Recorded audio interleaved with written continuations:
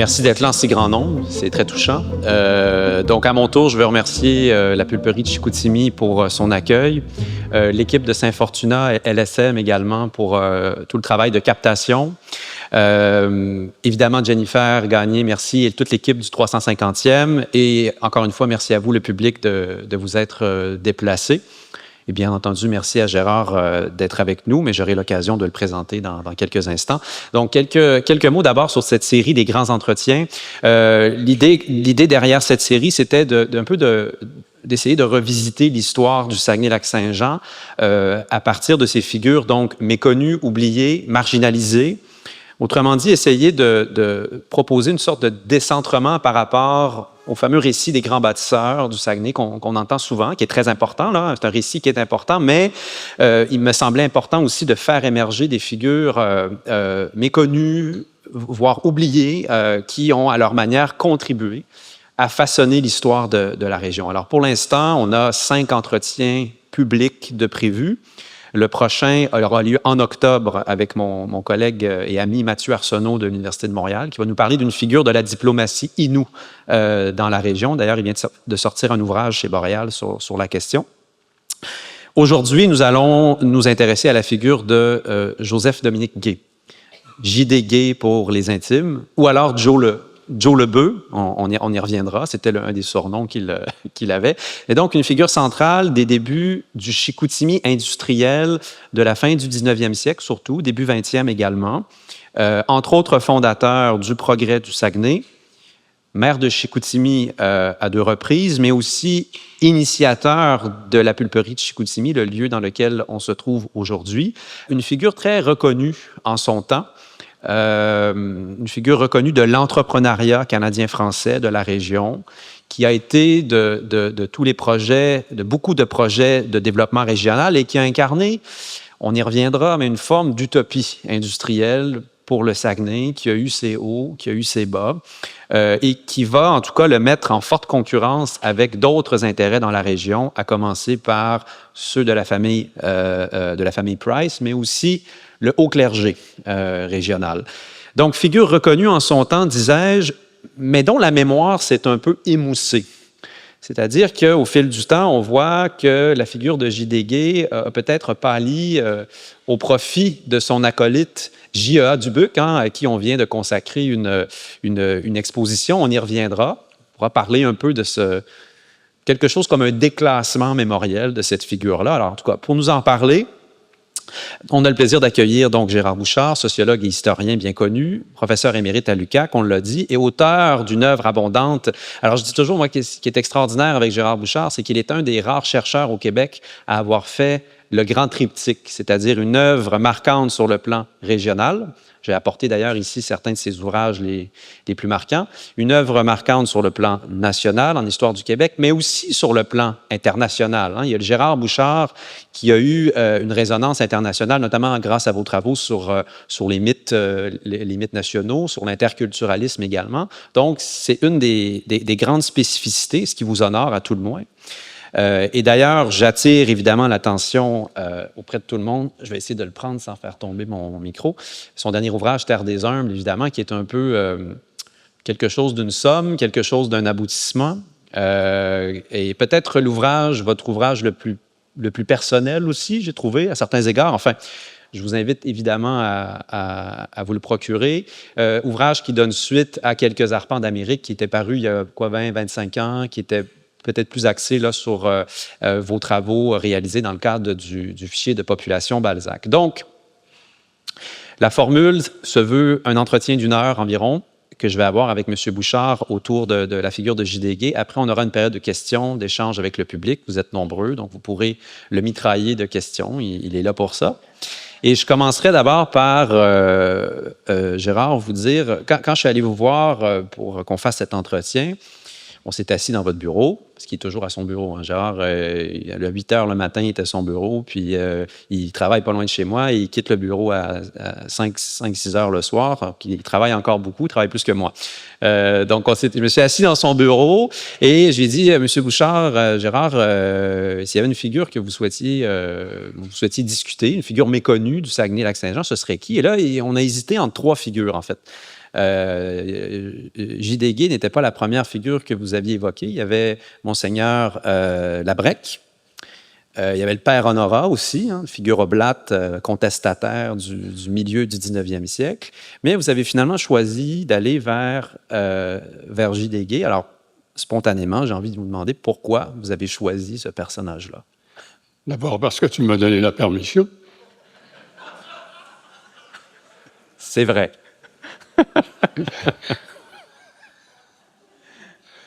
J'avais deux raisons. Pour moi, J.D. Gay, c'est une figure transcendante de l'histoire du Saguenay. Et très, très rapidement, là, je vais vous faire la lecture des activités qu'il a conduites, des responsabilités dont il s'est chargé lui-même comme entrepreneur, citoyen, etc. Et vous allez voir ce que je veux dire lorsque je dis que c'était un homme hyperactif. Il est né en 1866, il est décédé en 1925, relativement jeune, à 59 ans, mais quand on voit ce qu'il a fait, on le trouve chanceux d'avoir vécu jusque-là. À 20 ans, il fonde et dirige le Progrès du Saguenay, l'hebdomadaire. Il est maire de Chicoutimi à 2 reprises, comme mon collègue l'a rappelé. Il a fondé une manufacture de coton. Il a créé la compagnie de traversiers Chicoutimi-Sainte-Anne. Il a été fondateur de la Chambre de commerce. Il a été copropriétaire et ensuite propriétaire du magasin La Bonne Ménagère, le premier magasin à département, comme on disait, et qui voulait imiter les grands magasins de Montréal ou de Québec. Il a été fondateur de la première librairie de Chicoutimi, il était président du club automobile du Saguenay et l'un des premiers à posséder une automobile. Il était agent de la Société de construction ouvrière, il était commissaire de la Cour supérieure pour le district de Chicoutimi, il est propriétaire de la Compagnie des bûcherons de Chicoutimi, il a été directeur propriétaire de 2 briqueries, il a été professeur du château Saguenay, le plus gros hôtel de la région. Le château Gay, qu'on disait même. On disait le château Gay. Ah ben oui, oui. Ben tu vois, tu es plus vieux que moi.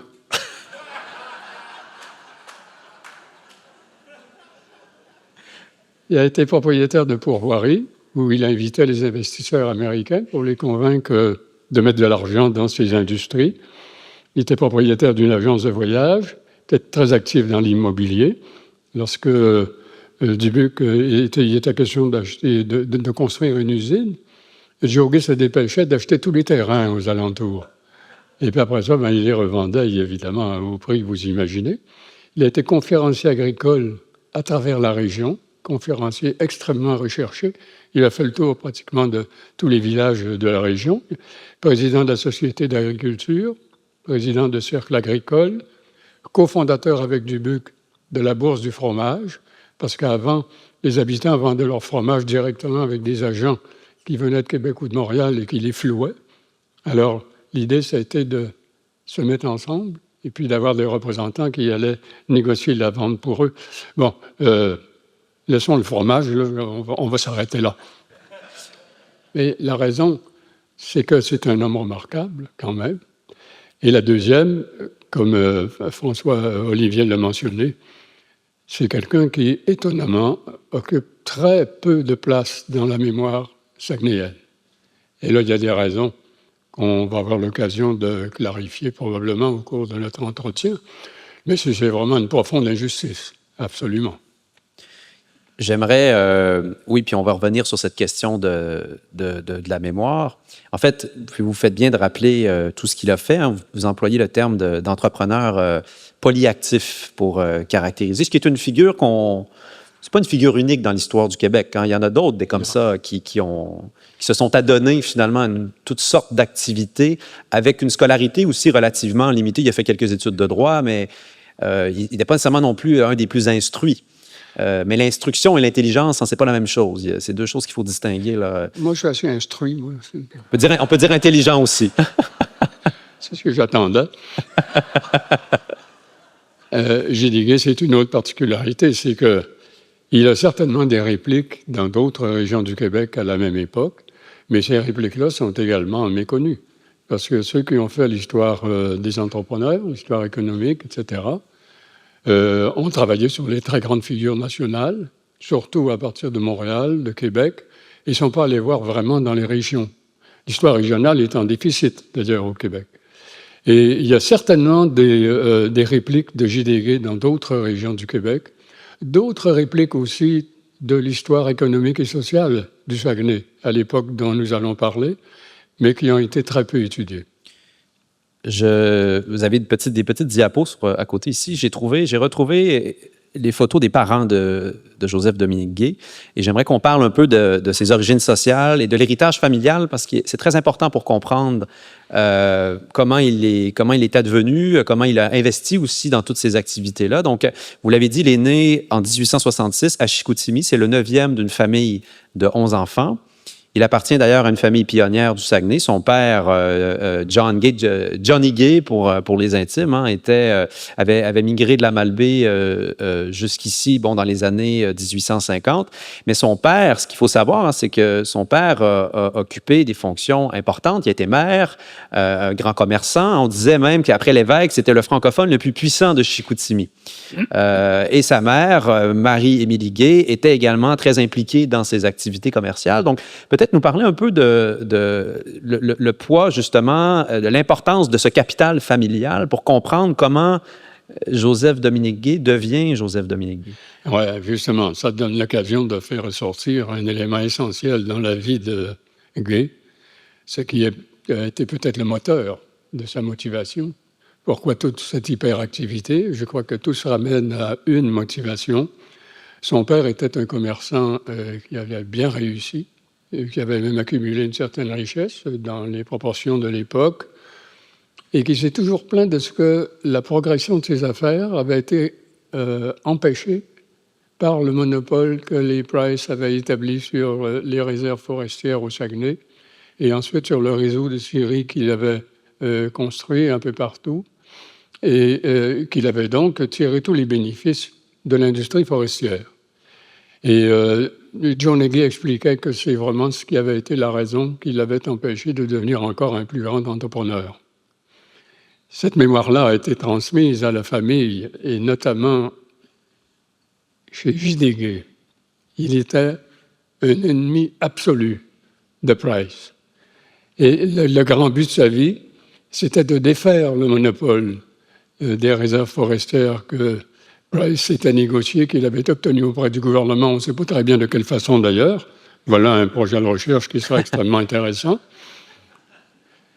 Et de montrer, Cartier Price a humilié pas mal les Canadiens français, et de montrer que les Canadiens français, eux aussi, étaient capables de réussir dans le monde des affaires, de démontrer des qualités d'entrepreneur.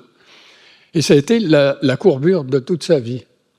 C'est pour ça que c'est important de partir de son père. Et aussi, il faut savoir qu'il a été... Alors, déjà, sa mère a été la légataire universelle de la fortune familiale. Elle a joué un rôle, d'ailleurs, sa mère a joué un rôle aussi dans ses propres investissements. D'ailleurs, pour la pulperie, on y reviendra, mais c'est sa mère qui lui fournit le plus gros capital financier pour débuter la pulperie. Et c'est aussi J.D. Gay, une fois que sa mère, donc la veuve, décède, qui devient l'exécuteur et le légataire universel de la fortune familiale. Donc, il a cette assise économique lorsqu'il débute sa carrière. Oui, J.D. Gay, on ne peut pas dire qu'il s'est emparé de la fortune de la famille, mais c'est lui qui l'a exploité et qui l'a utilisé dans ses entreprises. Et puis, il faut dire aussi, pour être honnête, qu'il était peut-être un peu trop hyperactif, parce qu'il ne s'est pas vraiment enrichi. Et il était tellement volatile qu'il a perdu de l'argent. Et une de ses sœurs, moi, à qui j'ai pu parler au XVIIIe siècle, j'avais appris qu'une de ses sœurs était toujours vivante en 1970. Elle demeurait au Nouveau-Brunswick. J'avais réussi à lui parler au téléphone. Et elle prononçait des propos un peu aigris à propos de son frère, en l'accusant d'avoir... pas gaspillé, mais éparpillé la fortune de la famille. Et Gay lui-même n'était pas un homme riche quand il est né. Mais néanmoins, les frères et sœurs ont quand même souffert un peu de la façon dont il a géré la fortune familiale. Je vous amène sur une autre diapositive. Donc, Gay grandit dans le Chicoutimi de la fin du 19e siècle. Une ville dont on ne soupçonne pas aujourd'hui, en fait, l'importance des mutations et des transformations qu'elle connaît. Hein. Chicoutimi entre dans l'ère industrielle, mais de plein pied, c'est-à-dire que c'est une ville qui s'urbanise extrêmement rapidement, qui reçoit un afflux démographique important à la fin du 19e siècle. Donc, quel est le portrait global de la ville dans laquelle grandit J.D. Le portrait global, c'est extrêmement intéressant. Et encore une fois, il était un peu connu, même si ce qui s'est passé à Chicoutimi entre, disons, 1885 et 1920-1925 est quelque chose d'absolument spectaculaire. J.D. a été le moteur. Il a entraîné derrière lui des amis qui s'étaient lancés eux aussi dans le commerce avec un peu la même motivation que lui. C'était tous des gens qui voulaient défaire le monopole de Gay. C'est une motivation d'ailleurs qui était formulée par les prêtres du séminaire. Monseigneur Lapointe, par exemple, disait que Price avait retardé de 50 ans le développement de la région. Et donc c'était une idée qui était extrêmement répandue. Et ce qui s'est produit, c'est que finalement, tous ensemble, ils ont réussi.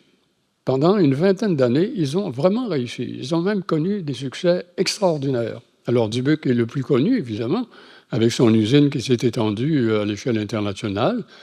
Mais des commerçants comme Gagnon Frères, on connaît tous le nom aujourd'hui, ben les premiers datent de la génération de Dubuc. Et ils ont ouvert des magasins un peu partout au Québec, jusque dans les Maritimes. Vous voyez, il y a eu des grands succès. Et il y avait aussi une utopie. Enfin, une utopie, c'est-à-dire un très grand rêve dont on s'aperçoit après qu'il était trop grand. L'utopie, c'était de soumettre Chicoutimi à un développement à l'américaine.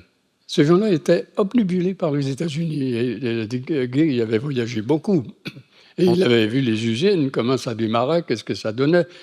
Il était hypnotisé par ça. Il voulait faire la même chose à Chicoutimi. On disait les Yankees de Chicoutimi. Hein? On disait les Yankees de Chicoutimi. Oui. Il a fait partager son rêve par les gens de sa génération.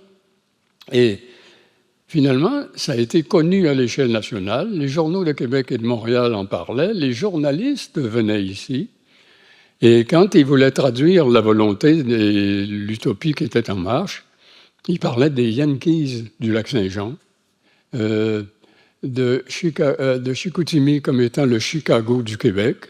Et ils ne l'inventaient pas. C'est ce que disaient aussi les Chicoutimiens, qu'en l'an 2000, Chicoutimi aurait les dimensions de Chicago. Ils sont trompés un petit peu, mais enfin, ça dépend comment on compte ça. Hein, mais vous avez parlé d'ailleurs du séminaire de Chicoutimi. Je veux juste qu'on revienne sur ça parce que ça m'apparaît très important. Il entre au séminaire de Chicoutimi en 1873. La photo que vous voyez, ce n'est pas la photo du séminaire original. Hein. Le séminaire à l'origine était sur la rue Racine. C'était une cabane en bois toute petite. On a construit le séminaire tel qu'on le connaît aujourd'hui un peu plus tardivement. Mais donc, il entre au séminaire et le séminaire est un peu un laboratoire méconnu de toutes ces idées, ces utopies. C'est un peu une espèce de serre chaude là, où on discute du devenir de la région et on forge cette utopie à l'américaine, cette utopie industrielle. Parlez-nous peut-être un peu du séminaire, là, étape importante. Il y a des prêtres du séminaire, pas tous, c'était quand même très varié idéologiquement, mais il y a des prêtres du séminaire qui embrassaient complètement les idées de J.D. Gay, etc. Et il faut dire plus que ça. C'est eux qui les avaient un peu inspirés. Parce qu'il y avait des prêtres qui étaient très fâchés contre Gay, qui étaient humiliés de voir ce que les Canadiens français étaient en train de devenir à cause de la place injuste que les Price prenaient dans la société, dans l'économie, etc. Donc, le séminaire a joué un rôle important dans la motivation, dans l'essor de ce phénomène dont on parle. Mais il y a une autre partie du séminaire qui a joué dans le sens contraire, qui était extrêmement conservateur, qui trouvait scandaleux le rêve à l'américaine, que ça trahissait les valeurs, les vieilles valeurs du Canada français, etc. Donc là, il y avait quelque chose d'intéressant, mais il y avait un conflit au sein du séminaire. Comme d'ailleurs, à Chicoutimi, J.D. Gay a été extrêmement controversé. Il ne faut pas penser que tout le monde applaudissait devant ce qu'il faisait. Bien sûr que non.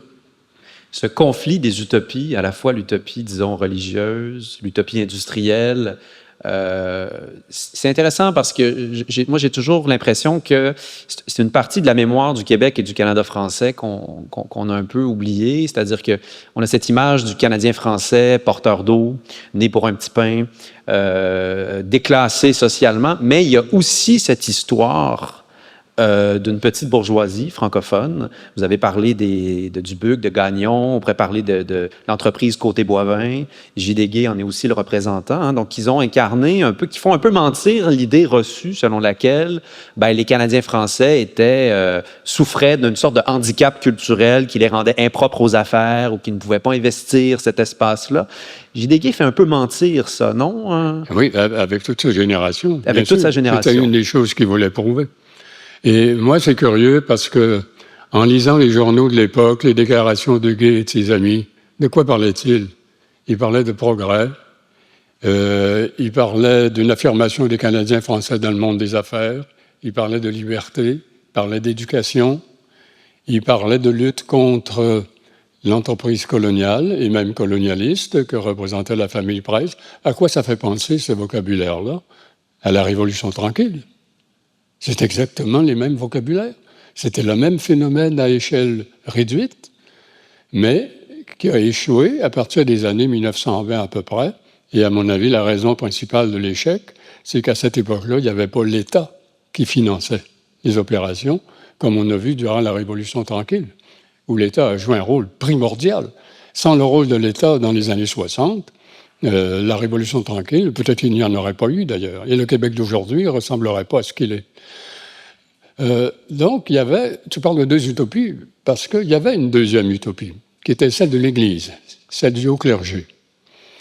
L'Église a toujours rêvé d'établir en Nouvelle-France un catholicisme modèle, pour que le roi puisse en produire l'image auprès des pays européens qui accusaient la royauté française d'être immorale, etc.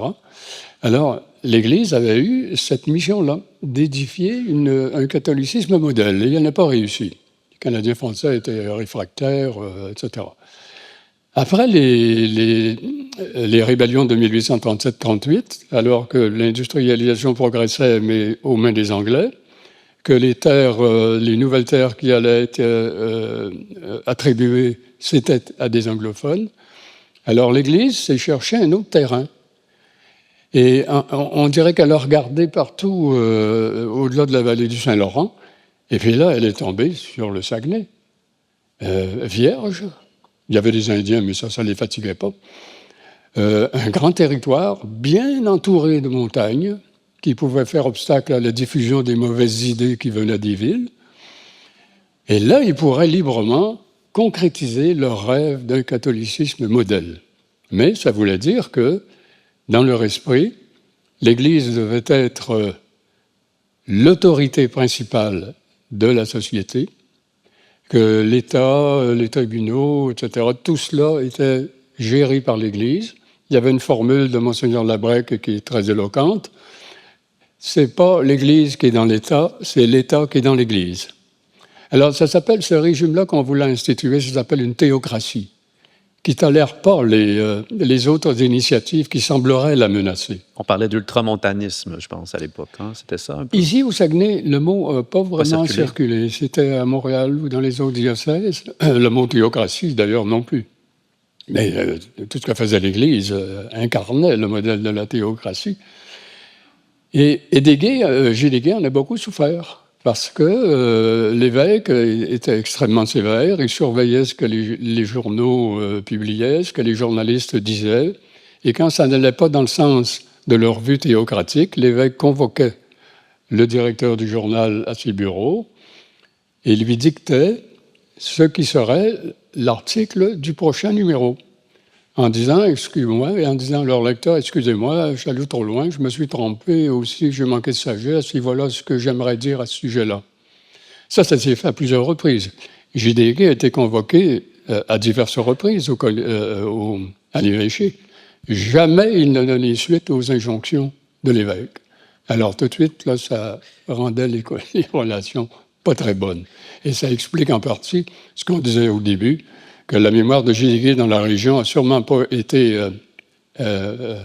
aidée par le pouvoir clérical. Et quand le pouvoir clérical avait jeté la condamnation sur quelqu'un, eh bien, il n'y a personne qui osait bouger parce qu'il serait fait la cible des colères de l'évêché, de Monseigneur l'évêque, Donc, de Monseigneur Labrec. Selon vous, ce serait ces contentieux avec l'Église qui pourraient expliquer pourquoi sa mémoire n'a peut-être pas eu la postérité d'un J.E.A. Dubuc, par exemple, qui a collaboré peut-être un peu plus avec l'Église, ou en tout cas qui avait des relations un peu plus harmonieuses, j'ai l'impression. Mais bien sûr, vous avez des espèces de bedeaux là, qui étaient soumis complètement aux volontés de l'Église, dans leurs fonctions, surtout les fonctions gouvernementales dans la région. Mais les gens dont on parle n'étaient pas du tout de ce vin-là. Et finalement, il y a eu des déchirements considérables, mais il faut dire que la personnalité de Monseigneur Labrec y était pour beaucoup. Moi, ce que j'en dis dans mon livre, c'est d'abord ce que j'en ai lu dans la lecture de sa correspondance, mais également de ce qu'en disaient les prêtres du séminaire. Les prêtres du séminaire étaient révoltés quand l'archevêché de Québec a nommé Monseigneur Labrec évêque dans la région. Il n'en voulait pas, parce qu'il avait déjà fait sa réputation. C'est extrêmement autoritaire, colérique, etc. Et le prêtre qui a été son secrétaire pendant plusieurs années, après le décès de l'évêque, a écrit un livre pour dire tout le mal qu'il en pensait. Alors, moi, je n'ai pas inventé grand-chose là, dans mon ouvrage. Hein? Et puis, avec le séminaire, il était toujours en conflit, pour des raisons, encore une fois, idéologiques, parce qu'il y avait des prêtres au séminaire qui étaient libéraux, qui prenaient le parti de la bande de J.D.G. Il y a peut-être une nuance ici qu'il faut apporter, puisqu'on est sur la question du rapport à l'Église. Alors, oui, il y avait des réelles tensions avec le haut clergé, mais c'était un homme de foi. C'est-à-dire que la religion était importante pour Gay. Rappelons son parrain, c'était de Monseigneur Dominique Racine. Tu parles de J.D.G. De J.D.G., oui, c'est-à-dire, oui, et même de toute cette génération, oui. Cette génération de la bourgeoisie laïque francophone qui pouvait être frondeuse, critique du clergé.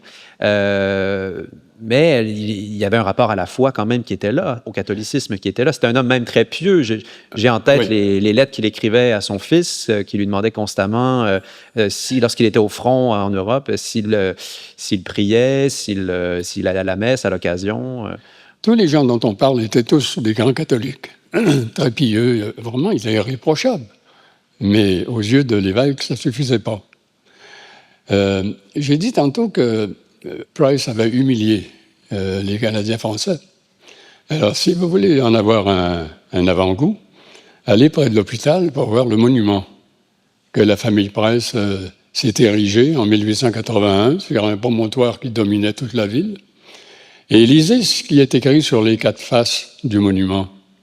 Il est écrit que le monument avait été érigé à la demande des Canadiens français attristés par le décès de William Price, et que le monument représentait le beloved, le sentiment bien-aimé des Canadiens français à son endroit. C'est bien qu'un prêtre du séminaire, qui a parlé jusqu'à la fin de ses jours de la pierre menteuse. Et puis, il y a un avocat de Chicoutimi, la nuit, qui est allé avec de la dynamite pour faire sauter le monument. C'est Bellé, ça? Bellé. Bellé, oui. Donc, le beau-frère de Louis de Gonzague Bellé. Mais William n'a pas bougé du tout. On poursuit. Bon, il y avait une photo ici de J.D.G. qui est plus tardive, mais il y a une photo où il est plus jeune ici, et, en fait, photographiée avec sa conjointe, Maria Morin, avec qui il va avoir 6 enfants. Tout de même, ils vont se marier le 2 septembre 1889. C'est une photo qui a été prise à Rome, si je ne m'abuse, lors d'un voyage qu'ils ont fait quelques années après leur mariage. Donc, Maria Morin, qui est la fille d'un marchand de Chicoutimi, Israël Morin. Et je fais un petit arrêt sur cette union-là parce qu'elle est importante là aussi, en ce sens que c'est une union qui affermit les bases économiques de J.D.G. parce qu'il va s'associer au capital commercial d'un autre marchand. Et je trouve que c'est très représentatif de sa capacité à justement bien s'entourer et de mettre essentiellement, de tout ce qu'il fait, de mettre au service finalement d'une œuvre socio-économique. Oui, c'est sûrement un talent qu'il avait. À propos de l'utopie là, américaine de ces Saguenayens, on peut dire qu'elle a décliné à partir des années 1920 à peu près. Pour ce qui est de Dubuque, c'est parce qu'il manquait de capitaux. C'était les anglophones qui contrôlaient les capitaux. Et évidemment, ils n'étaient pas Dubuque, ils investissaient ailleurs. Il y avait aussi des cultivateurs qui s'étaient lancés dans les manufactures de pâte à papier, à Jonquière, à Péribonka, etc. Mais bien sûr, à mesure que leur affaire prospérait, il n'y avait pas les capitaux pour soutenir l'essor. Il n'y avait pas la main-d'œuvre non plus, etc. Donc, les utopies se sont étiolées, y compris d'ailleurs celle de l'Église. Elle n'a pas survécu aux années 20. Mais l'esprit de l'utopie, on a pu en montrer encore des relents après. Puis je vais vous donner un exemple. Le dimanche après-midi, quelquefois durant l'été, nos parents nous amenaient à Mistouk, là où demeuraient nos grands-parents. Et quand on arrivait, on tournait à Saint-Bruno, on passait devant une forge. Et là, bon, c'était une forge comme une autre, elle n'attirait pas notre attention, on passait. Un jour, on passe, et ce n'était plus une forge. Le père avait transmis l'affaire à ses enfants, à ses fils, qui avaient réalisé que sur les routes, il y avait de moins en moins de chevaux et de plus en plus d'automobiles. Alors, ils en avaient fait un garage. Et pour bien marquer la transformation et l'avenir qu'il voulait lui assurer, il y avait écrit sur une grosse croûte clouée en dessus de la porte principale Alma Jobbing International. Extraordinaire. International. International. S'il vous plaît. Ça voulait dire qu'il y avait l'ambition d'essaimer du côté d'Héberville. Puis on ne sait pas où ça sera arrêté. Hein? Je ne sais pas s'il y a des gens du Lac-Saint-Jean ici, mais je ne voudrais surtout pas les indisposer. Mais il y a un peu de cette utopie qui est restée au Lac-Saint-Jean. Puis moi, je trouve ça merveilleux. Par exemple, quand il y a eu la première traversée du Lac-Saint-Jean à la nage, il y a eu un nageur de Québec qui est venu. Donc, il était obligé de traverser le parc, puis d'aller au Lac-Saint-Jean. Alors, du coup, c'est devenu la traversée internationale du Lac-Saint-Jean.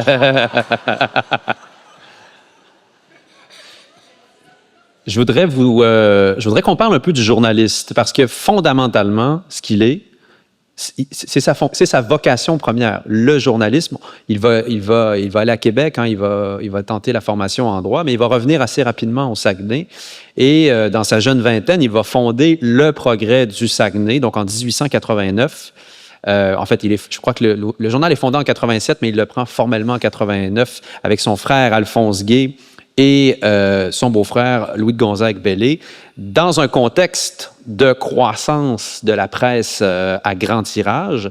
Peut-être, pouvez-vous nous dire un peu, qu'est-ce que ça veut dire être un journaliste à la fin du 19e siècle? Quelle place occupent les journaux dans la vie urbaine, industrielle qui se met en place? Parce que le Saguenay a quand même aménagé à la fin du 19e siècle un espace médiatique autonome, et c'est assez fascinant comme phénomène. Moi, ce que j'en sais, c'est que, pour avoir quand même beaucoup lu ces hebdomadaires, il y avait une partie qui était instructive.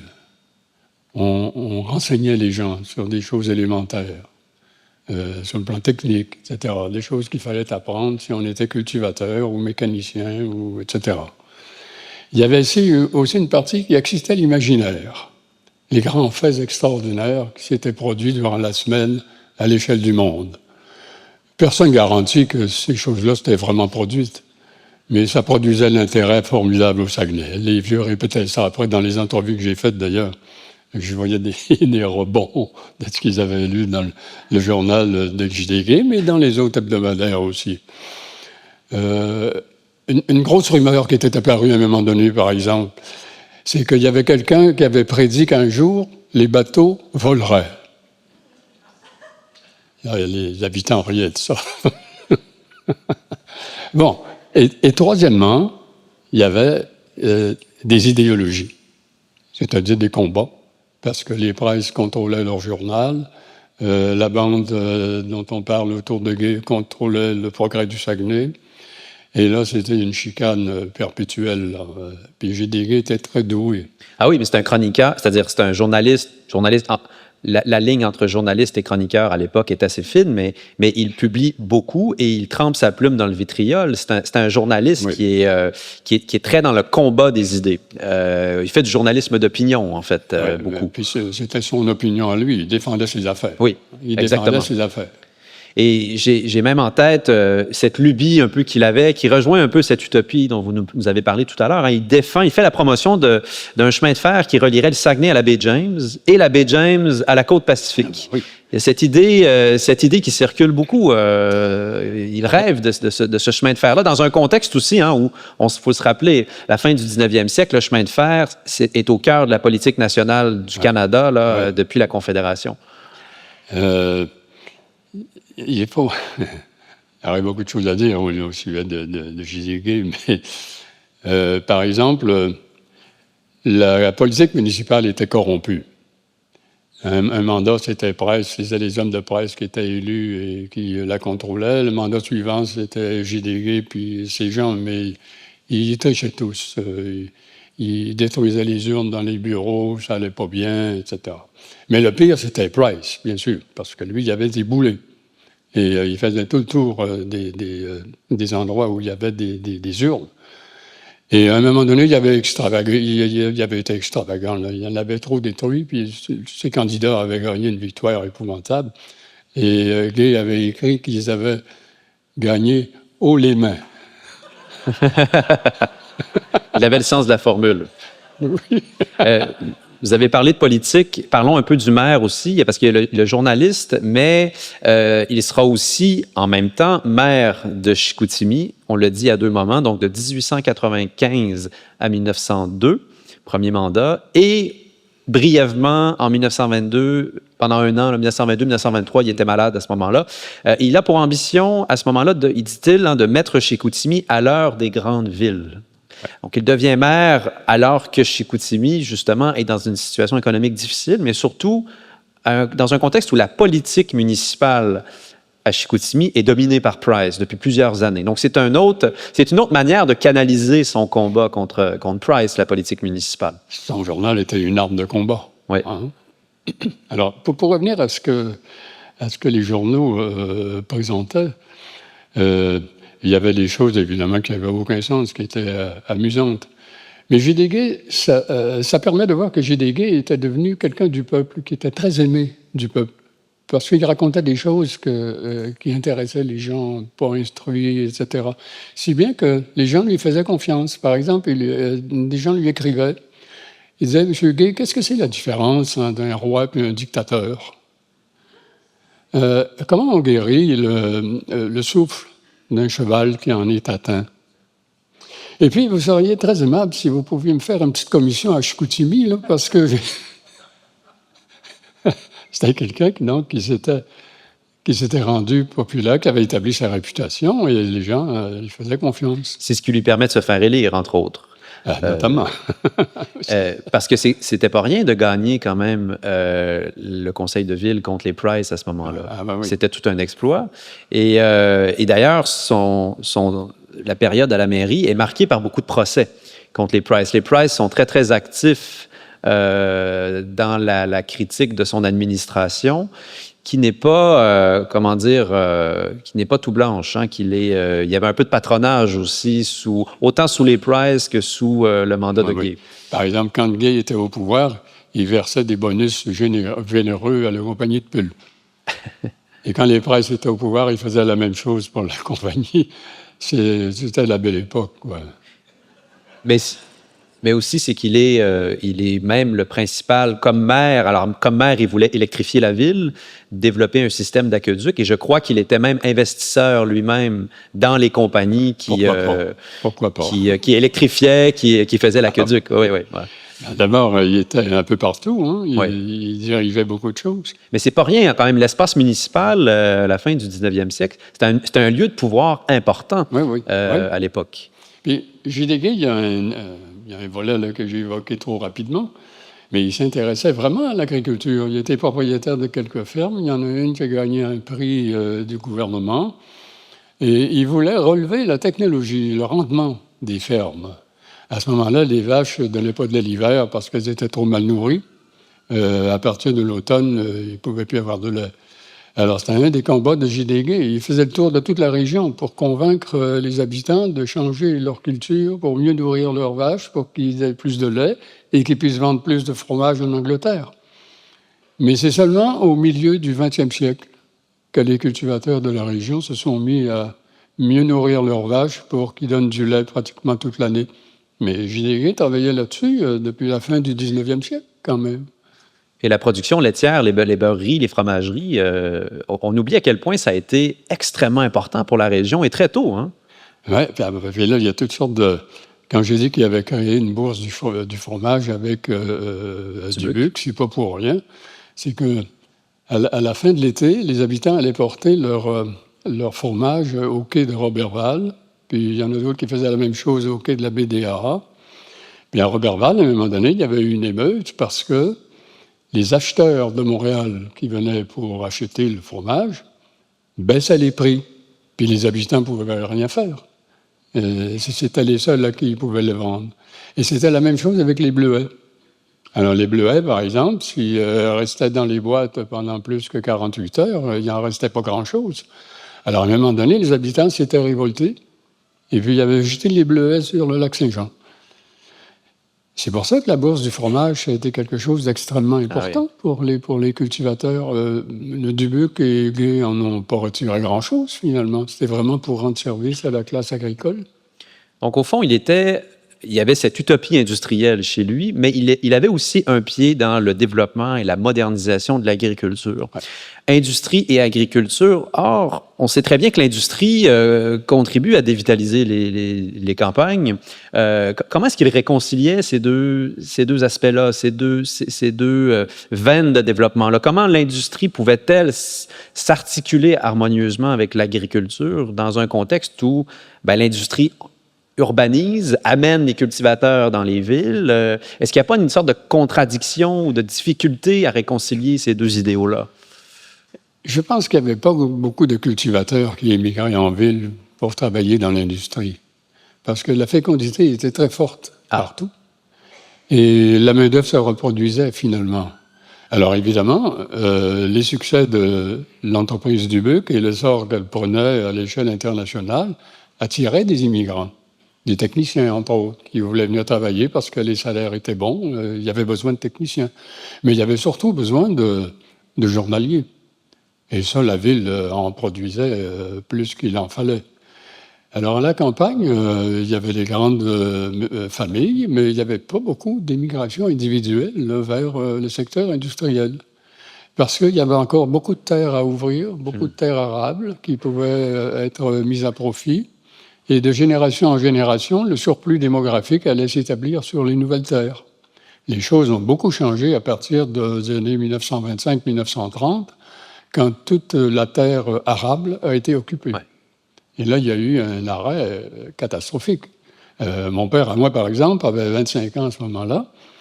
Et selon la tradition, qui datait de la Nouvelle-France, là, hein, depuis la Nouvelle-France que ça se passait comme ça. Les familles avaient 12 enfants. Ils achetaient une grande quantité de terre qui coûtait presque rien parce qu'elle était en forêt. Et puis, pendant que les jeunes vieillissaient, ils contribuaient à défricher ces terres-là. Ils sortaient de l'école à 12 ou 13 ans. Et puis, pendant une dizaine d'années, ils travaillaient au service de la famille à cultiver les terres qu'ils auraient en héritage au moment de se marier. Alors ça a roulé là, pendant 3 siècles, exactement. Mais à un moment donné, pour ce qui est du Saguenay, c'est arrivé en 1925-1930, la saturation des terroirs. C'était une catastrophe. Mon père et ma mère ont été obligés de quitter la ferme, analphabètes, pas de métier. Un cultivateur, ça savait faire beaucoup de choses, mais ça n'avait pas de métier particulier. Alors, ils s'en venaient à Jonquière, par exemple. C'était en pleine crise, en plus. Alors, la fibre sociale, chez nous, on l'a eu de bonne heure. Je nous amène un peu du côté de la pulperie, parce que c'est quand même un de ses grands faits d'armes, 1896, alors qu'il est toujours maire et propriétaire du Progrès du Saguenay, il fonde donc avec quelques associés la pulperie de Chicoutimi, qui va devenir, je le rappelle, la plus importante manufacture de pâtes mécaniques en Amérique pendant un certain temps. Et évidemment, l'histoire de la pulperie est très associée à J.E.A. Dubuc, bien entendu, qui en a été le directeur, le leader pendant très longtemps, mais c'est oublié que J.D. Gay en est l'initiateur, en fait, en est le premier président. Alors, qu'est-ce qui le motive derrière le projet de la pulperie? Et en fait, je vous poserai une question après sur son lien complexe avec Dubuc. Moi, je pense que ça faisait encore partie des idées qu'il ramenait des États-Unis, où il est allé souvent. Et c'est lui qui a posé le premier geste, qui allait donner naissance à la pulperie, parce que c'est le premier qui a obtenu les droits d'exploitation hydraulique de la rivière Chicoutimi, où la pulperie s'est établie ensuite. Mais là, à ce moment-là, Dubuc était entré en action, là. Parce que Gay n'avait pas vraiment de compétences là, pour développer une grande industrie comme ça. Tandis que Dubuc n'en avait pas beaucoup non plus, mais c'était un jeune homme d'affaires extrêmement talentueux, extraordinairement talentueux. Il avait 20 ans. Alors, vous voyez, ça dit un peu ce que c'était que Dubuc. Mais il est vrai que Gay a été associé de près à un acteur important dans la pulperie. Et ce qui est intéressant, c'est que Dubuc et Gay, à un moment donné, se sont divisés. Ah, c'est ça, là, il y a quand même c'est une relation d'amitié, d'affaires aussi qui a évolué et qui s'est transformée. Oui, il y a une relation d'amitié très intense au début. Et même une rupture à un moment. Mais là, c'est intéressant, la rupture. C'est arrivé au moment où les affaires de la compagnie de pulpe progressaient d'une manière spectaculaire. Ils étendaient les tentacules en Europe et un peu partout au monde, où là, le conseil d'administration avait été obligé de faire intervenir des hommes d'affaires de Québec qui avaient plus d'expérience.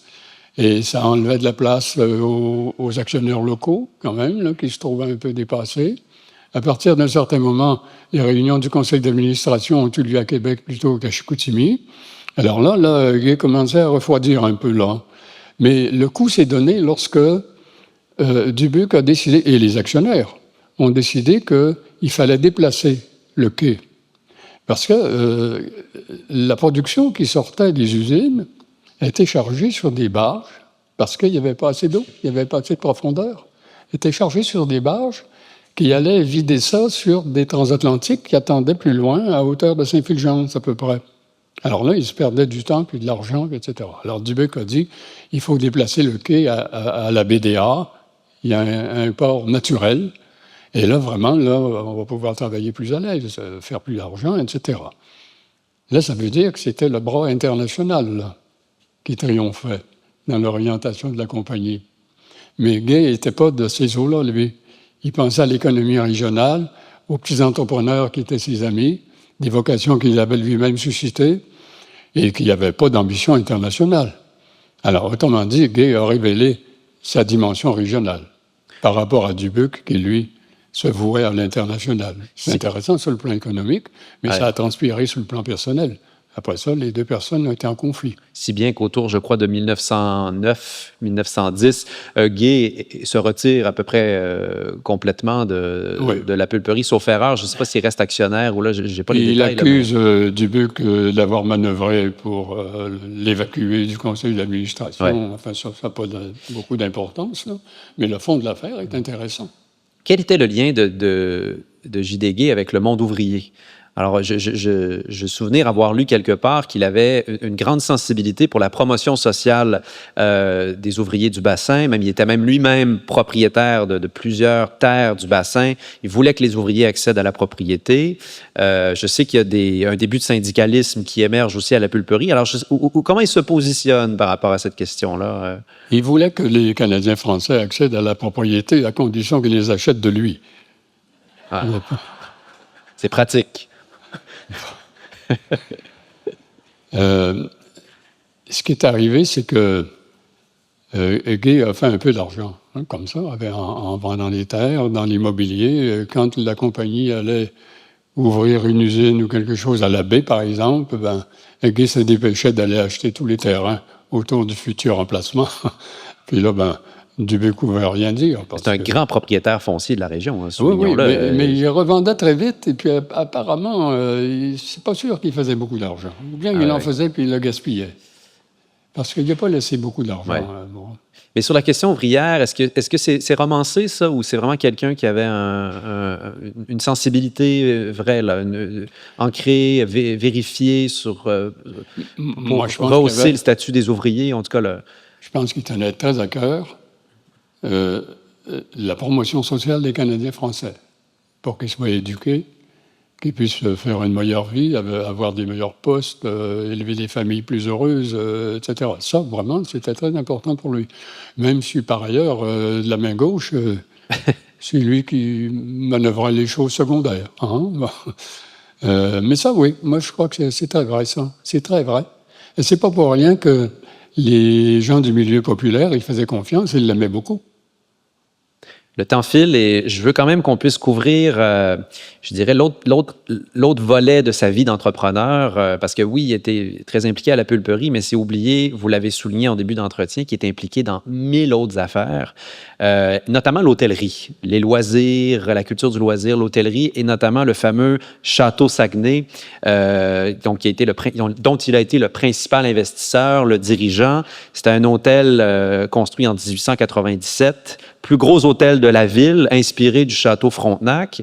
Parlez-nous peut-être un peu de cet hôtel-là, de son... Je sais qu'il y avait un enjeu, un contentieux sur la question de l'alcool et des permis d'alcool à la...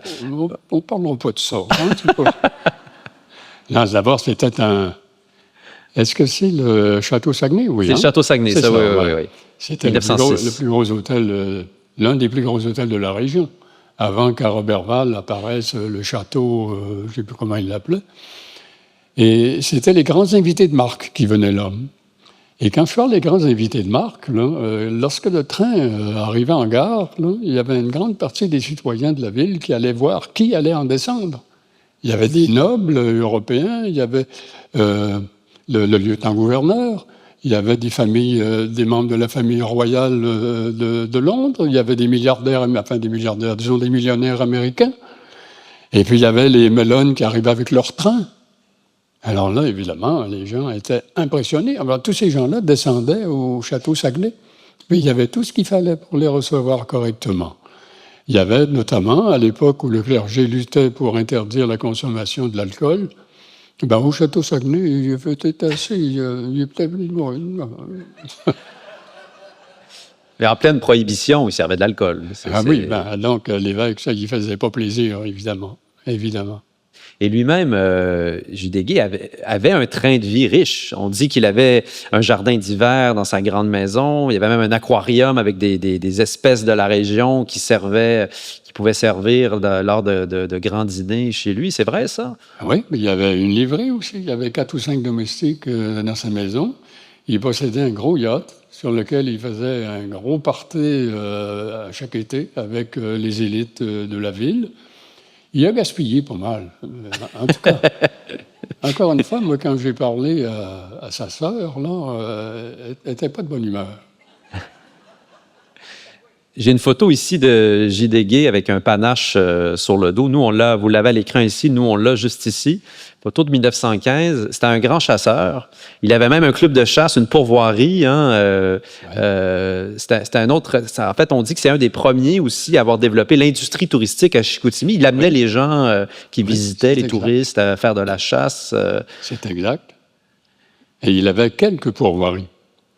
Et il y invitait les grands visiteurs, là, dont je parlais tout à l'heure. Alors, il fallait qu'ils soient bien reçus, ces gens-là.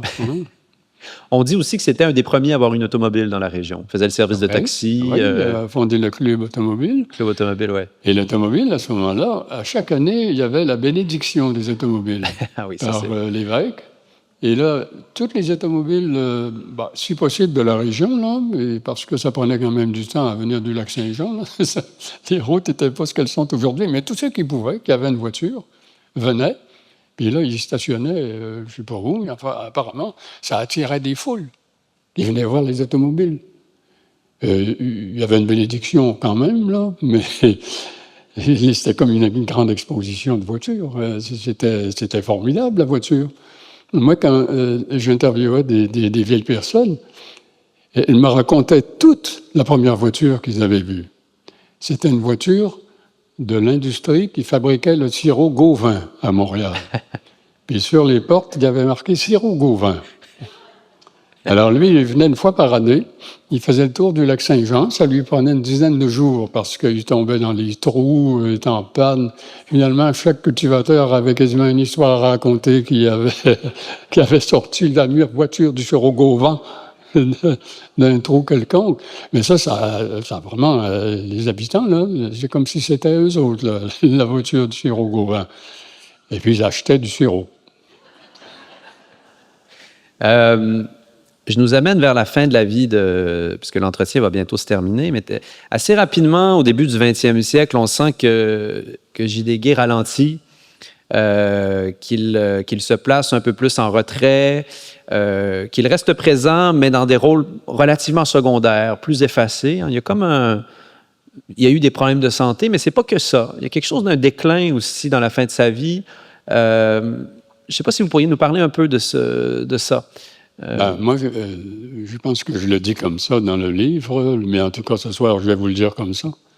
Je pense qu'il y a un parallélisme dans la courbure de la vie de Gay et celle de l'utopie économique. Un parallélisme étonnant. L'utopie a décliné dans les années 20, en même temps que J.D. Gay. Il y avait des problèmes de santé. Et puis les grandes entreprises du Québec en particulier se sont heurtées aux difficultés qu'on évoquait tout à l'heure. Val-Jalbert a fait faillite en même temps. C'était le joyau de l'empire du Buc, avec raison d'ailleurs. C'était extrêmement moderne. Il y avait l'eau courante, comme on dit encore aujourd'hui. Et puis, pour ce qui est de Gay, puis là, ça n'a rien à voir avec les grandes utopies. Son fils, il y en avait un seul, qui devait lui succéder. Il s'est porté volontaire, il est allé faire la guerre dans le nord de la France, il s'est illustré, il a eu des médailles, et il est mort. Et Gay, ça l'a fauché. Et la fin de sa vie est extrêmement triste. C'est pas relevé de ça. Il faisait chaque année un pèlerinage en France sur la sépulture de son fils. Et on ne le voyait plus beaucoup en public, il n'écrivait plus beaucoup. Et ceux qui en ont parlé disaient que c'était plus le même homme. Il était plus prieur qu'avant. Il n'était peut-être pas plus sage, mais il était malheureux. Il avait perdu le fils qu'il adorait. C'est une fin assez triste, finalement. En terminant... Et moi, je sais exactement à quelle place que le fils de Gay est inhumé. J'ai essayé plusieurs fois d'aller là pour me dire, tiens, c'est ici que Joe Gay venait pleurer sur la tombe de son fils. Puis j'ai jamais pu le trouver, en tout cas. Ça, c'est une autre histoire. On a une étudiante à l'UQAC, Lauriane Paradis, qui travaille sur les lettres de J.D. Gay. Je crois qu'elle a d'ailleurs vu est allée voir sa tombe. Vous pourrez lui parler après. La tombe du fils. La tombe du fils, oui, parce qu'il est enterré. Oui, voilà. Donc après l'entretien. Elle est ici, Lauriane, donc on pourra aller la rencontrer après l'entretien. Elle est là, voilà. Est-ce que vous pouvez venir me voir après? Je vais peut-être verser une petite larme, moi aussi. En terminant, j'aimerais qu'on prenne un peu de recul et simplement, vous avez déjà posé différents jalons, là, mais qu'est-ce qu'il nous dit, J.D. Gay, sur l'histoire du Saguenay, mais peut-être aussi plus largement sur l'histoire du Québec? Vous avez fait le lien avec la Révolution tranquille, notamment. Moi, je crois que c'est une figure qui devrait être considérée à l'échelle du Québec, et pas seulement à l'échelle de la région. Il y avait quelque chose de terriblement avant-gardiste chez lui. Il avait une ténacité extraordinaire, une motivation de faire. Et puis, il a été porteur d'idées qui n'avaient pas cours. C'est lui-même qui les avait conçues, qui les avait portées, qui les avait développées, qui s'était sacrifié aussi pour ça. Et puis, il avait démontré des talents remarquables. C'était une carrière C'est une carrière dont les Saguenayens d'aujourd'hui devraient s'inspirer. Et donc, c'est un homme dont l'image devrait pénétrer notre mémoire, partout.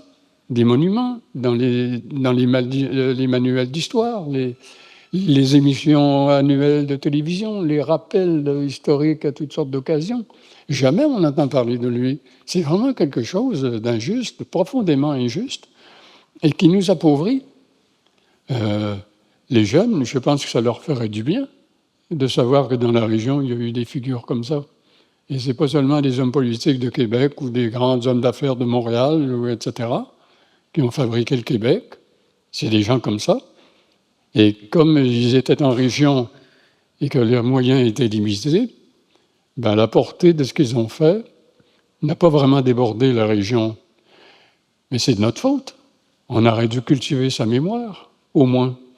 Mais on ne l'a pas fait. Et on ne l'a pas fait à cause de l'opposition du clergé.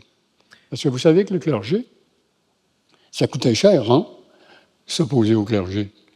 Il y avait un journaliste que le clergé a fait, l'évêque. Hein. En passant, il faut faire une différence considérable entre ce que les Français appellent le bas clergé et le haut clergé. Le bas clergé, au Saguenay, là, c'était des gens profondément admirables, qui ont travaillé dans la pauvreté, l'ignorance, le mépris du haut clergé, les frères, les religieuses. Il faut vraiment, vraiment... Voilà une autre mémoire qu'il faudrait ressusciter. Les frères, c'est une image encore presque négative. C'est terrible de dire ça. En tout cas, moi, je pourrais vous en parler longtemps là, de ça, mais le haut clergé aussi, je pourrais vous en parler longtemps. Mais il me semble que ça ferait du bien qu'on ressuscite ces images-là. C'est nous autres, ça, c'est nos racines. Et puis on ressemble plus, entre nous, aux gens du bas clergé qu'à ceux du haut clergé. Notre cœur est plus en bas qu'en haut. Hein? On est fait comme ça. Ben, ça nous ferait du bien d'avoir des modèles, des références à travers lesquelles on pourrait se reconnaître, dont on pourrait cultiver la mémoire et la transmettre aussi. La transmettre. C'est ce qu'on a de plus précieux. Puis on ne le fait pas pour des raisons que j'ai déjà un peu pointées du doigt. Mais lancez-moi pas là-dessus. On va clore l'entretien sur cette note-là. Merci beaucoup, Gérard Bouchard.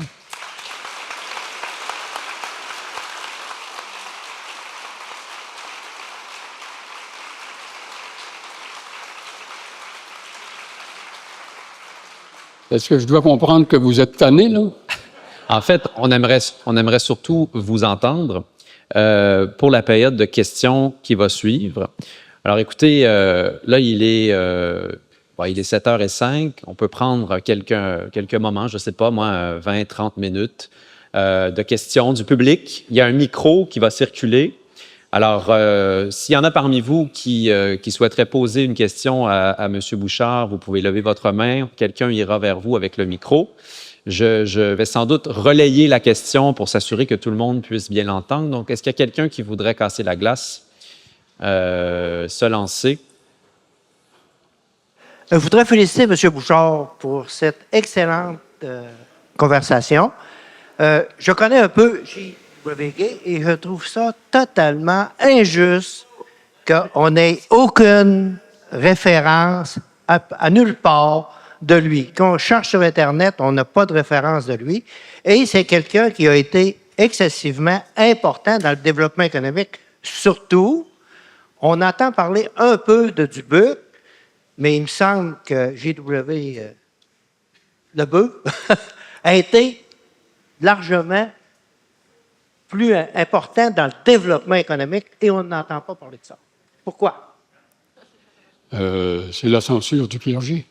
Mais pour prolonger la question, est-ce qu'il n'y a pas aussi une réflexion à avoir sur nos politiques de commémoration publique? Parce que c'est un peu la question que pose monsieur, hein, c'est-à-dire, est-ce qu'il n'y a pas aussi un problème au niveau de la manière dont on commémore nos figures, les figures de l'histoire régionale ici? Mais ça revient un peu à la même chose. Pourquoi ces entreprises de la mémoration ne ressuscitent pas ou n'exploitent pas la figure de Djogé? Vous savez, quand on parle du pouvoir de l'Église, là, il faut bien se rendre compte de quoi on parle là, à cette époque-là. Je parlais d'un journaliste qui avait persisté à écrire contre l'avis de l'évêque. Ben, à la fin, il a été excommunié. Il a été excommunié dans une société comme le Saguenay, qui était ultra-catholique. Il était obligé de quitter la région avec sa famille. Et puis, il y a un député qui votait pour son parti, qui était conservateur, qui était libéral, qui a été excommunié. L'évêque l'avait fait venir pour lui donner l'ordre de ne pas voter avec son parti. Il l'a fait quand même. Il a été excommunié. L'excommunication, aujourd'hui, ça ne veut pas dire grand-chose, peut-être, mais à cette époque-là, c'était épouvantable. Mais- Les enfants ne pouvaient plus aller à l'école. Les voisins lançaient des pierres dans les vitres. Alors, les gens se tenaient tranquilles. Je vais me faire un peu l'avocat du diable en vous disant, ça fait quand même, on pourrait dire, 40, 50 ans que le haut clergé ne donne plus le là ou n'a plus l'influence qu'il a eue. Pourquoi, quand même, en 40, 50 ans de vie publique, nos politiciens, politiciennes n'ont pas su rendre justice à cette mémoire-là, indépendamment de ce qui est arrivé dans son rapport à l'Église? Mais est-ce qu'il n'y a pas autre chose aussi qui nous permettrait de comprendre pourquoi cette figure-là n'émerge pas? Mais tu as raison. Aujourd'hui, quelqu'un qui se lancerait dans une entreprise mémorielle de Gay n'encourrait pas la colère du clergé. Le clergé n'est plus ce qu'il était. Est-ce que ça ne dépend pas un peu des historiens? Est-ce qu'on a un rôle là-dedans? Peut-être. Ça, c'est intéressant. Mais merci pour la question. Je pense que c'est une vraie question. C'est une vraie réponse aussi. Hein. C'est une vraie réponse aussi. Mais là, on le fait, notre travail. Là. On y est. Là. On y est. Là, on commence. Là. Est-ce qu'il y a d'autres questions pour M. Bouchard? Très bonne question. Pourquoi le surnom Joe le Bœuf? On l'a évoqué. Pourquoi on l'appelait comme ça? C'est parce qu'il était un tough avec ses ennemis. Il ne lâchait pas. Il attaquait tout le temps. Puis deuxièmement, l'hyperactivité. Il se multipliait dans toutes sortes d'entreprises. Il était infatigable. Et puis encore une fois, il défendait ses idées contre celles des autres. C'était étonnant d'être l'ennemi de J.D. Gay, là. Alors, c'est ça, c'est un bœuf. Il était le bœuf ou Joe le bœuf. C'était populaire, encore une fois. Hein? C'est pas les élites qui l'appelaient comme ça. Là. Quand j'ai vu le nom Progrès du Saguenay, ben là, il est vraiment à son image, ce nom-là, puis il existe toujours. En tout cas... Il existe toujours? Ben, le Progrès du Saguenay, est-ce que il y a quelques années, c'était encore le nom de l'entreprise, le quotidien. Il a été abandonné depuis une quinzaine d'années. Il a été abandonné. Mais quand même, c'était là. Vous avez raison de le souligner. Quand Gay l'a appelé comme ça, il y avait tout de suite une annonce de ce qu'il avait à l'esprit, de ce que seraient ses engagements, le progrès. Il y avait déjà quelque chose d'un peu provocatif là-dedans. Mais juste prolonger la question, qu'est-ce que ça veut dire le progrès en 1889 parce que j'imagine que c'est pas la même conception qu'on en a aujourd'hui. Qu'est-ce que ça veut dire se commettre pour le progrès à la fin du 19e siècle? Là, c'est de faire comme les Américains. Donc c'est un progrès économique. Est-ce que c'est ça qu'on doit entendre? C'est un émerveillement. D'accord.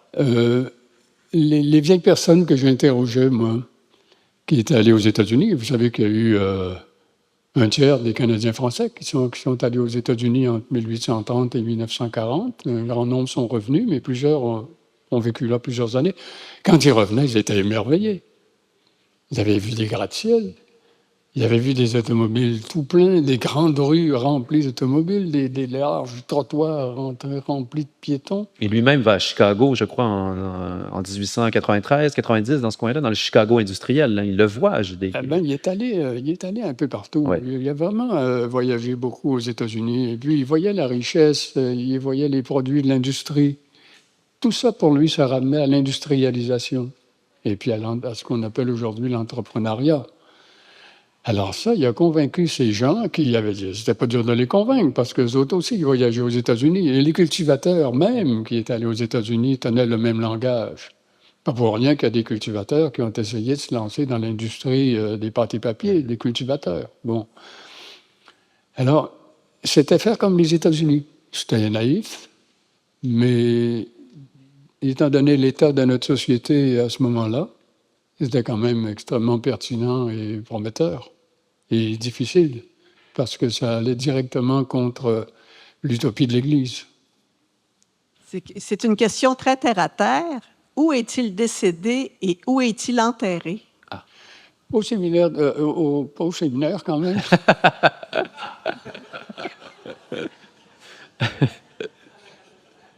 Au cimetière de Chicoutimi.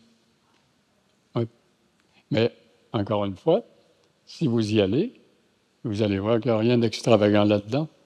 Le foin est coupé, là, mais c'est pas grandiose. Là. Ça reflète déjà le phénomène là, qu'on évoque. J'avais quelqu'un à l'arrière ici. Ah oui, parfait. Je vais relayer votre question pour le balado après.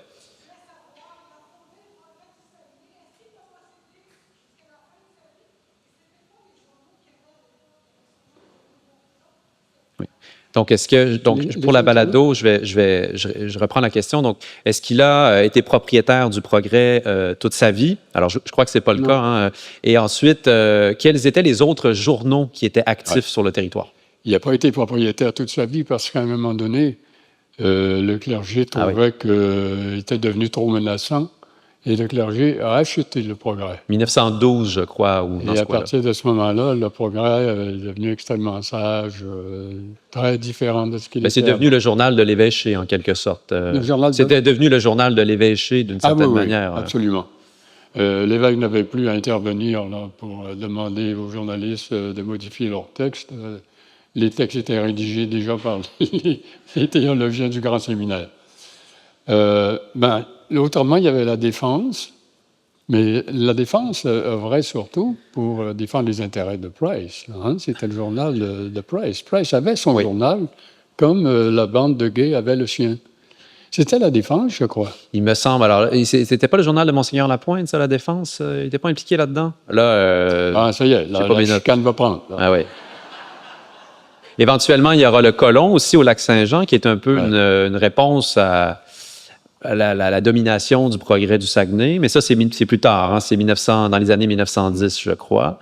Mais ce qui est fascinant, c'est qu'il y a tout un ensemble, il y a beaucoup de journaux qui naissent et qui meurent aussi vite qu'ils ont vu le jour. Hein? Il y en a toute une panoplie là, qui dure 1 an, 2 ans, 3 ans. Comme à Jonquière, le journal de Jonquière. Oui. Oui, c'est ça. Mais disons que les plus durables, là, la Défense, le Progrès du Saguenay, éventuellement le Colon. Bon, puis il y aura le Lingot aussi, qui sera le journal de l'Alcan, mais qui aura une longue vie, hein, qui est un journal d'entreprise, mais qui va quand même avoir une très longue vie. Donc, c'est une archive intéressante, on peut dire. Qui était soutenue par l'entreprise. Ben oui, évidemment. Donc, il y avait... Mais c'est les 3 principaux hein, que tu viens de nommer, là, le Colon au Lac-Saint-Jean, puis la Défense et le Progrès. Oui.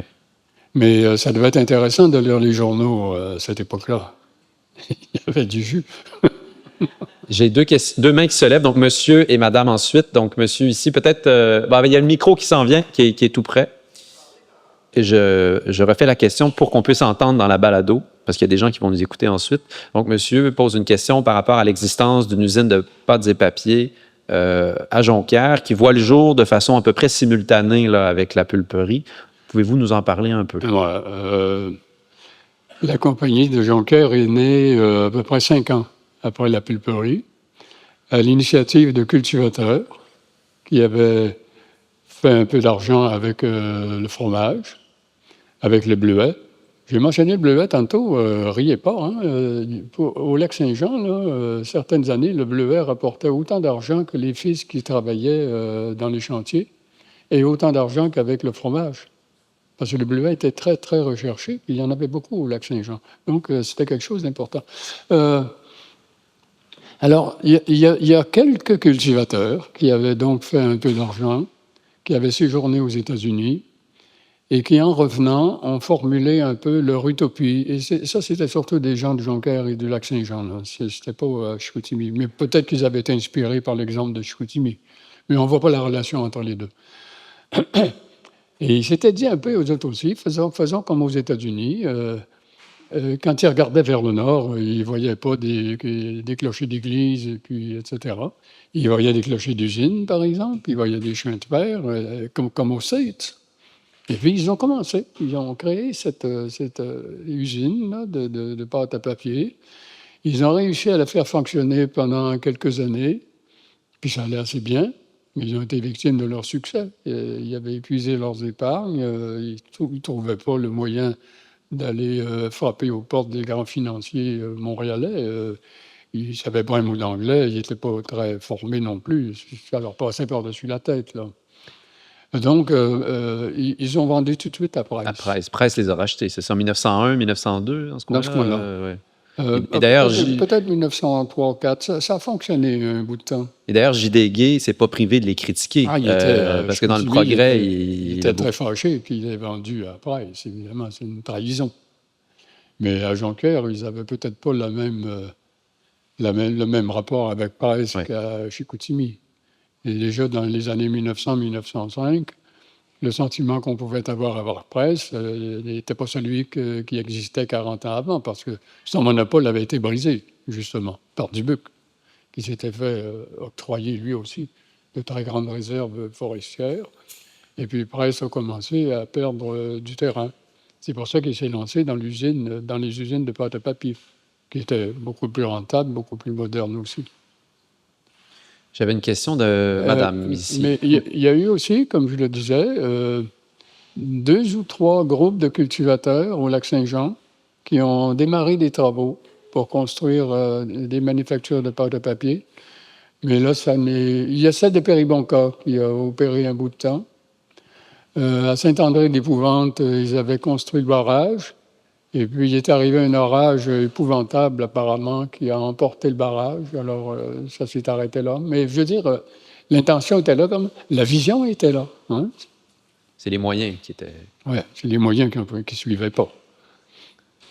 Oui, madame. Oui, alors nous avons vu une photo du château Saguenay. Où était-il situé? C'est à peu près à l'hôtel Saguenay, là, dans la côte Salaberry, au coin de Racine. C'est à peu près l'emplacement. Il a brûlé en 1912 lors du grand incendie du centre-ville de Chicoutimi, je crois. Hein, c'est ça.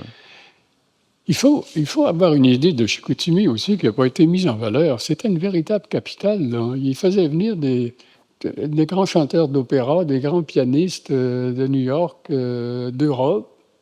C'est tout à fait étonnant. Il faisait venir des grandes troupes de théâtre. Les grands cycles, Barnum et compagnie, venaient tous les ans, jusqu'à ce que, une année, ils avaient échappé leurs éléphants qui avaient traversé la rivière Chicoutimi sur le pont. Alors, le pont s'était écrasé, évidemment. J'ai jamais entendu cette anecdote-là. Mais c'est pour ça qu'il avait retenu l'imagination des... Vous êtes sûr que ce n'est pas les rédacteurs du Progrès qui ont inventé ça, là? Il y a des vieux qui m'en ont parlé. Ah, OK, d'accord. Mais c'était dans le Progrès aussi. OK, d'accord. Oui. Mais ce que les gens avaient retenu, c'était cette bande de mastodontes qui gigotaient dans l'eau et qui flottaient. Si gros qu'ils étaient, ils flottaient. Ça fait... Alors là, le clergé a trouvé que c'était des loisirs pas très sérieux, trop profanes, et qu'il n'y en aurait plus de cirque au Saguenay. Il faut dire qu'il est arrivé un autre incident un peu fâcheux. Il y a un type qui grimpait, là, c'est une homme-mouche, qui grimpait le long des murs, là, comme on voit maintenant. À l'hôtel Chicoutimi, ça. Et qui a décidé de faire la montée, de grimper le long des murs de l'hôtel Chicoutimi. C'est l'hôtel Chicoutimi, ça, oui. Et puis presque rendu en haut, il a perdu pied, c'est le cas de le dire. Puis le pauvre gars, il est tombé sur un hydrant en bas. Alors là, l'Église a trouvé que ce genre de loisir-là, c'était pas nécessaire. Ouais. On aurait le temps peut-être pour une ou deux autres questions. Jennifer, à l'arrière, me fait signe qu'il y a quelqu'un qui... Oui? Comment se fait-il qu'il ait décidé ou accepté de vendre son journal à l'évêché? Alors, pourquoi a-t-il décidé de céder le journal à l'évêché en 1912? Oh, il ne l'a pas cédé. C'est que je pense que J.D. là, commençait déjà à avoir certaines difficultés économiques et que l'évêché a dû mettre quand même un bon montant. Et il a dû mettre aussi toute son autorité là. Parce que dans l'Église, le J.D. se met de plus en plus de scandales à cause de ses idées qui étaient tout à fait contraires à l'utopie théocratique. Et le clergé commençait là, à en avoir assez de J.D. Alors ils avaient décidé de s'emparer de lui enlever cette arme-là, puis de l'utiliser lui-même. C'était quand même très important. Les gens continuaient à lire le Progrès. Ils n'y trouvaient pas les mêmes eaux, mais je veux dire, les gens qui les lisaient pour voir des nouvelles du monde entier, puis les faits remarquables de l'Afrique, ça ne les dérangeait pas beaucoup. Et puis après ça, c'était quand même des gens catholiques, là. Il ne faut pas oublier ça. Les Saguenayens étaient tous des gens extrêmement croyants, même un peu trop, aux yeux des prêtres. Ils inventaient des rituels, des croyances, ils faisaient jaunir leurs vaches, le carême. Il faisait quoi, vous dites? Il faisait jeûner les vaches. Ça. Après, J.D. se demandait pourquoi est-ce qu'ils ne donnaient pas de lait.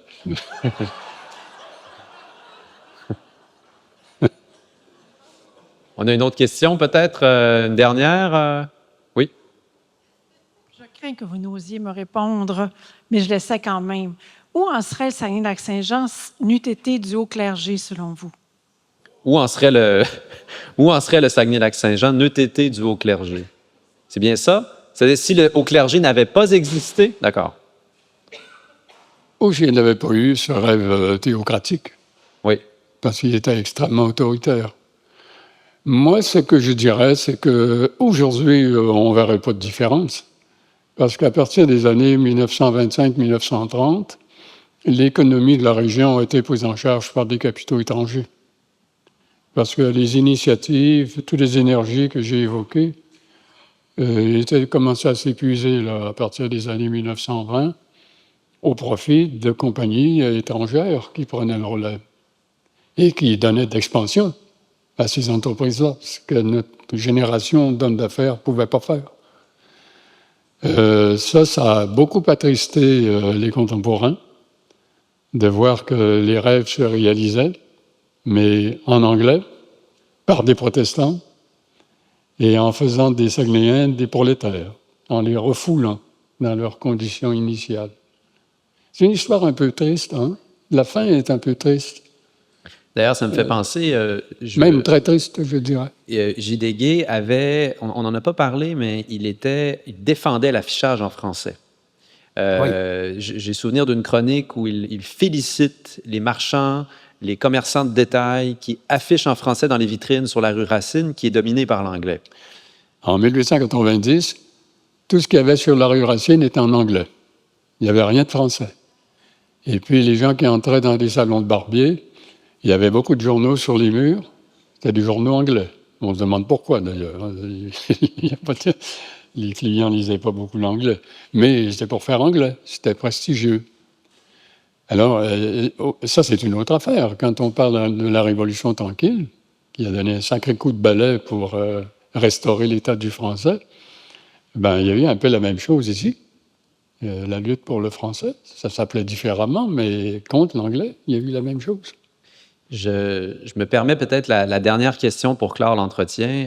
Je prolonge votre réflexion sur la Révolution tranquille, parce que, oui. Moi, j'ai encore du temps. Hein? Ah, bien, on pourra discuter, il y a le bar à l'arrière, mais c'est une thèse qu'on retrouve dans la Terre des Humbles. C'est cette idée comme quoi la Révolution tranquille des années 60, elle ne se fait pas que par le haut, mais elle se fait dans un terreau qui est anobli, c'est-à-dire que depuis déjà plusieurs décennies, il y a les conditions de la réception du réformisme des années 60 qui est là.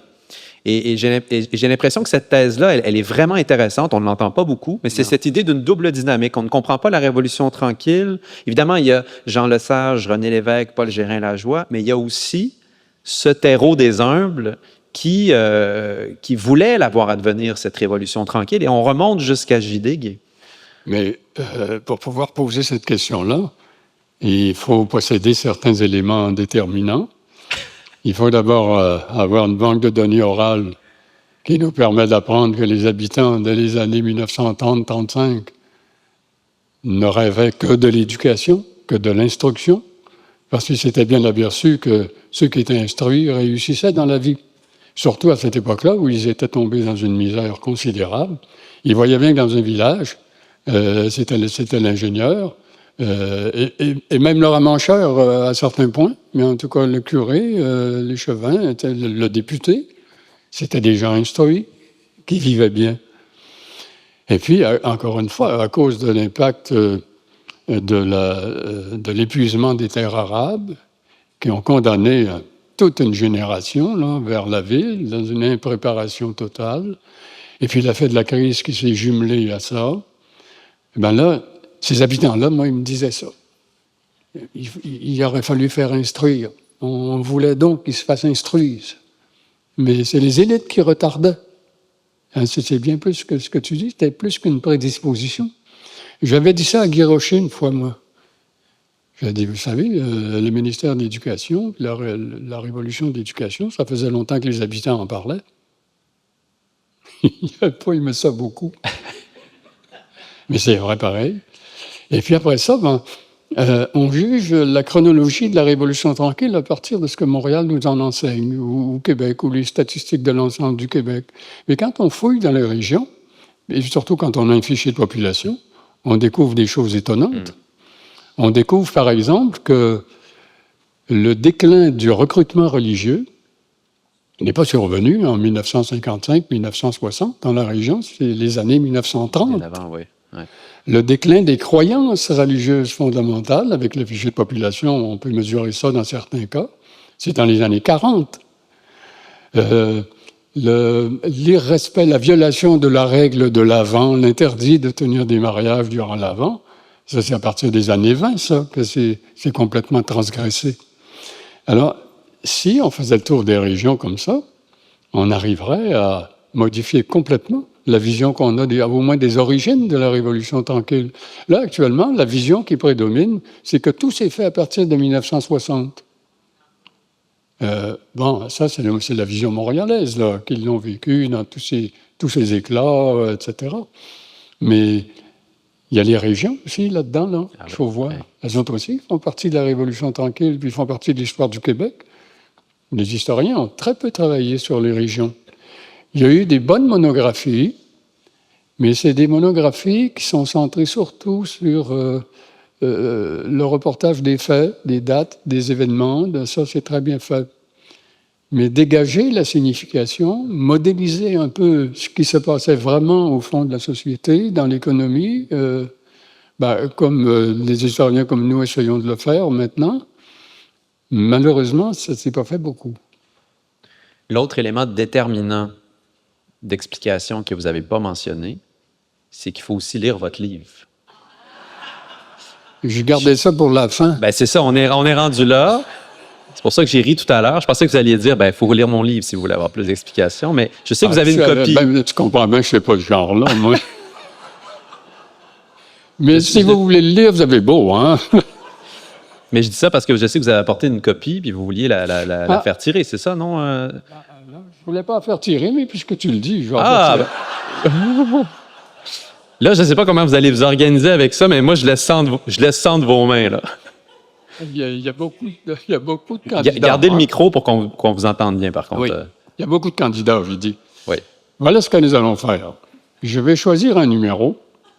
Mais rassurez-vous, là, pas de 1 à 500 000, là. On n'est pas si nombreux que ça. Je vais dire de 1 à 20. Choisissez un numéro de 1 à 20. Puis je vais dire... T'as-tu un bout de crayon? Oui, j'ai un crayon. Attendez. Écris un numéro de 1 jusqu'à 20. Ah, c'est moi qui ai la responsabilité de trouver le numéro? Ben oui, tous ceux qui le perdront, ils diront que c'est ta faute.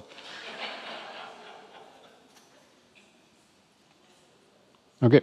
C'est bien entre 0 et 20, ça? Oui? Ce chiffre-là? Je pense que oui. Les historiens, on n'est pas forts. J'ai pas passé mes maths 436, mais alors, ça va quand même. Essayez de ne pas parler tous en même temps. Assurez-vous qu'on va comprendre le chiffre que vous proposez. C'est parti. Pardon? Oui, 15, on l'a eu ici. 15, on l'a eu là, madame. Oui, c'était vous, c'était ça. C'était 15. Vous brisez.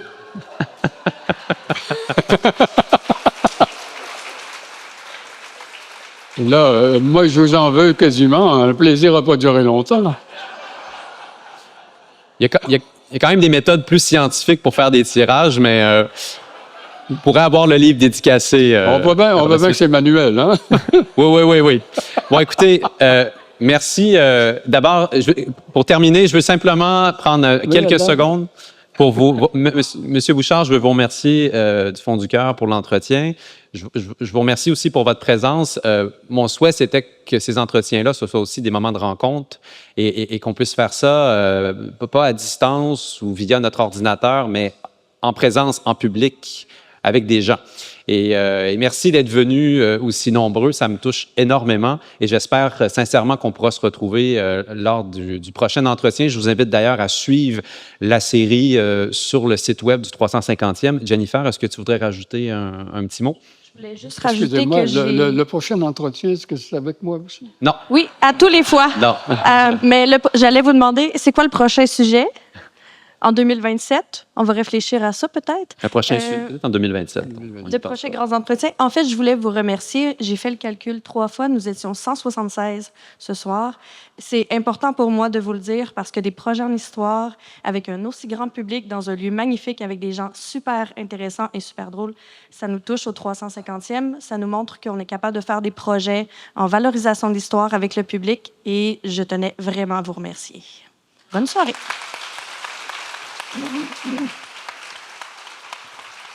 Ah. Il veut vraiment avoir le dernier mot. Hein? Il veut vraiment le dernier mot. Ah oui, mais tu vas voir à quoi je m'en sers. Et je voulais simplement vous dire que c'est un plaisir de participer à un exercice comme ça quand on est interrogé par quelqu'un comme lui. Merci. Merci beaucoup.